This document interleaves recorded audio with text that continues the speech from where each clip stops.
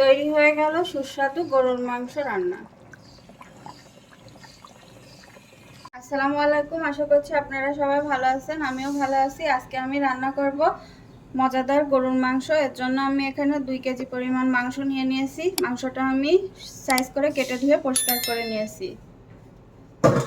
আর এখানে পরিমাণ মতো পেঁয়াজ ঝালও কেটে নিয়েছি। এখানে পরিমাণ মতো সব মশলাও নিয়ে নিয়েছি। এখন আমি রান্নায় চলে যাব। এর জন্য আমি চুলায় একটি প্যান বসিয়ে দিয়েছি। প্যানটি গরম হয়ে গেছে। এখন আমি দিয়ে দিচ্ছি পরিমাণ মতো তেল।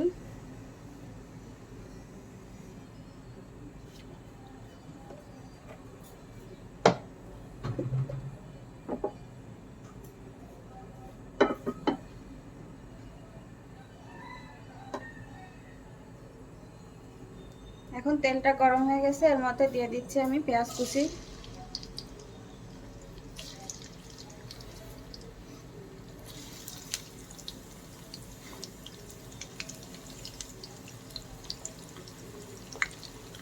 দিয়ে দিলাম 15-20টা কাঁচামরিচ।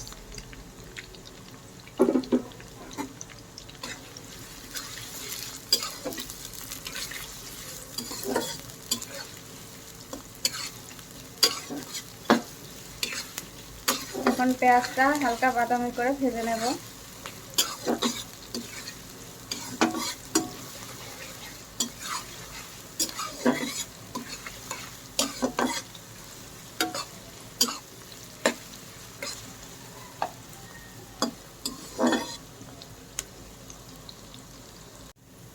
দেখেন পেঁয়াজটা হালকা বাদামি রং হয়ে গেছে।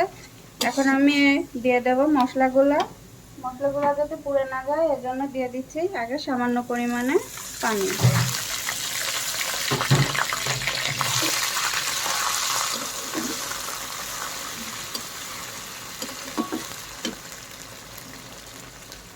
এখন দিয়ে দিচ্ছি 3 টেবিল চামচ রসুন বাটা,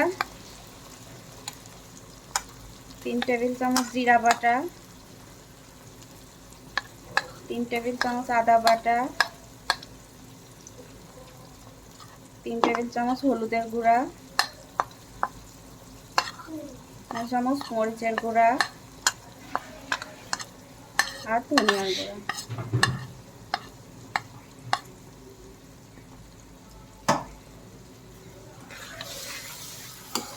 এখন আমি মশলাটা পেঁয়াজের সাথে বেশ কিছুক্ষণ ভেজে নেব।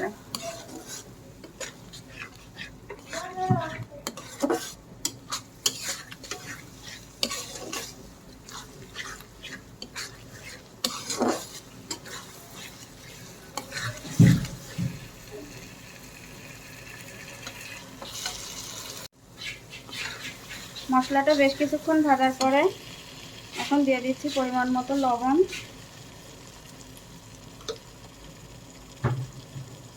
আর দিয়ে দিচ্ছি এখানে 3-4টা তেজপাতা, 4-5টা দারচিনি, 7-8টা এলাচ আর 5-6টা গোলমরিচ।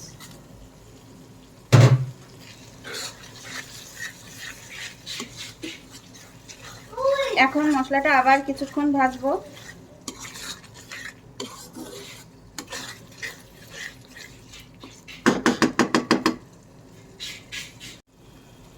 দেখেন মশলাটা 15-20 মিনিট ধরে আমি খুব ভালোভাবে কষিয়ে নিয়েছি। মশলা থেকে তেলও ছেড়ে দিয়েছে। এখন আমি দিয়ে দেব মাংসগুলো।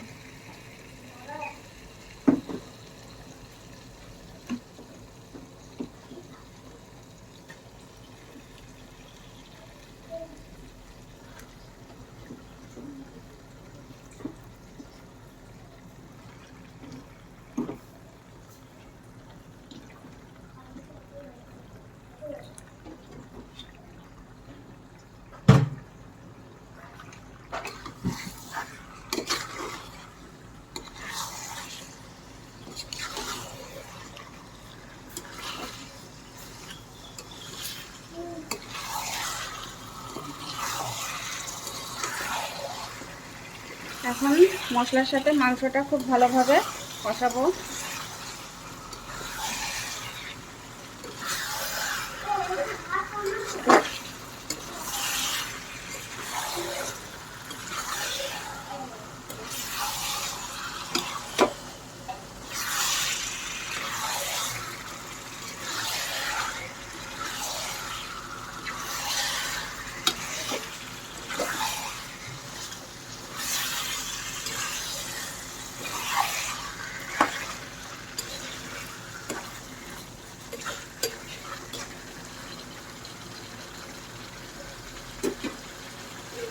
দিচ্ছি এর মধ্যে 3টা শুকনো মরিচ। এখন মিডিয়াম লো হিটে ঢেকে দিয়ে কিছুক্ষণ কষাবো। দেখেন প্রায় আধা ঘন্টা পর ফিরে আসলাম। মাংসটা আমি প্রায় আধা ঘন্টা ধরে খুব সুন্দরভাবে কষে নিয়েছি। মাংস থেকে তেলও ছেড়ে দিয়েছে। মাংস থেকে অনেক পরিমাণ পানি বের হয়েছিল। আমি কোনো এক্সট্রা পানি দিয়ে মাংসটা কষাইনি, মাংসের পানি দিয়েই মাংসটা কষাইছি।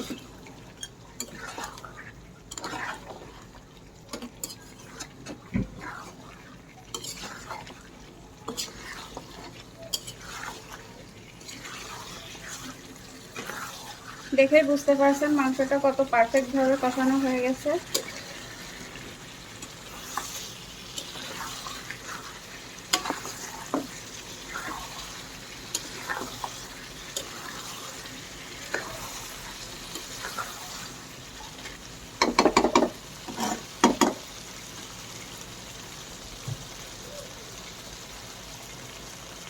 এখন মাংসতে আমি দিয়ে দেব গরম পানি।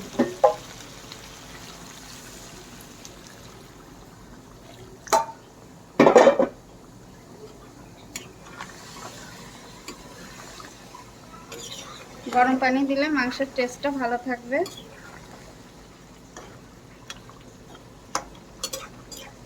যেহেতু মাংসটা আমি বেশ কিছুক্ষণ ধরে কষাইছি, মাংসটা অনেকটাই সেদ্ধ হয়ে গেছে।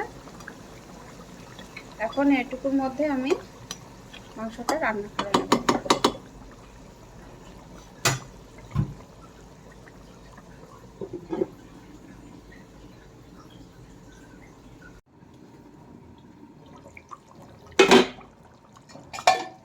দেখেন মাংসটা পারফেক্টভাবে হয়ে গেছে।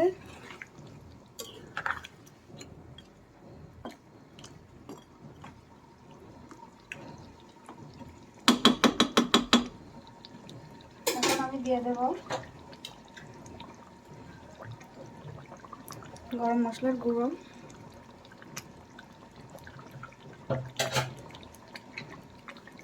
চুলাটাও অফ করে দিলাম, গুঁড়াটা দিয়ে অল্প একটু ঢেকে দিলাম।